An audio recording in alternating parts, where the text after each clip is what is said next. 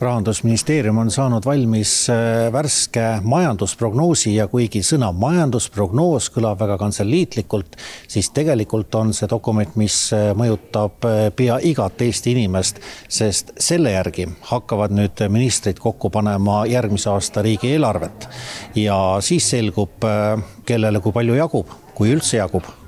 Rahandusminister soovitab õpetajatel, politseinikel või päästjatel mitte võtta tõsiselt mitme ministri lubaduste moodi arvamusi, et palgad peaksid tõusma. See ongi viga, kui selliseid ootusi üles köetakse, et see ei ole solidaarne iseenesest käitumine. Meil ei ole sellist otsust, et palku saab tõsta.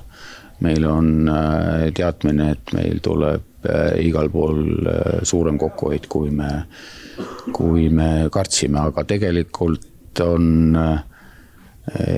meil tahe loomulikult palgatõusu tõsta on, aga lihtsalt need avaldused, mina tõstaks küll palka, et abiks ei ole.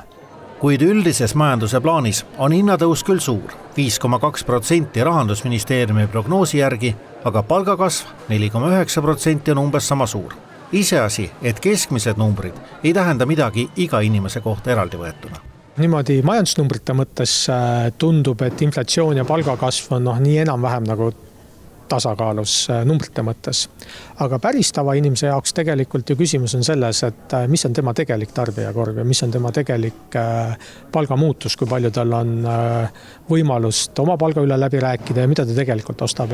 Samamoodi oodatav hinnatõus on küll suur, aga statistika keerdkäigu tõttu mõjutab seda ebarealistlikult palju autode ostmine aasta lõpus.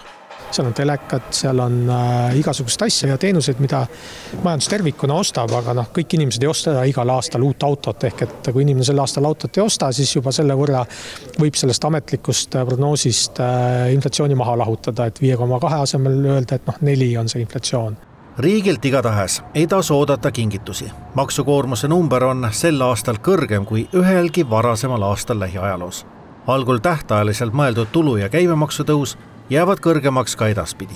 See on nüüd küll kindel, et kui liitlassuhetel ei saa olla kindel, kui Ukraina abistamises hoitakse nii palju tagasi, siis meie peame seda kaitsekuludega maksma palju heldemalt kui seni. Nii et me ei saa rääkida tähtajalisest julgeolekumaksust, et see tähtajalisus kaob kindlasti ära. Kuid sealjuures on ikkagi raske vajalikke kaitsekulusid kokku saada.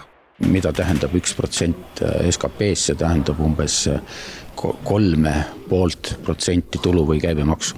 Korrutame selle siis 3-ga. Et maksutõusud on olnud äärmiselt tagasihoidlikud võrreldes sellega, mis me oleme tegelikult kaitsekulusid tõstnud ja tõstmas. Et selle kõigega peab hakkama saama siis eelarve koostaja ja see ei ole sugugi lihtne. USA kaubandussõda muu maailmaga prognoos ei arvesta, aga juhul kui see eskaleerub, on prognoositav majanduskasv sellel aastal 1,7% asemel 1,4%, aga igal juhul plussis.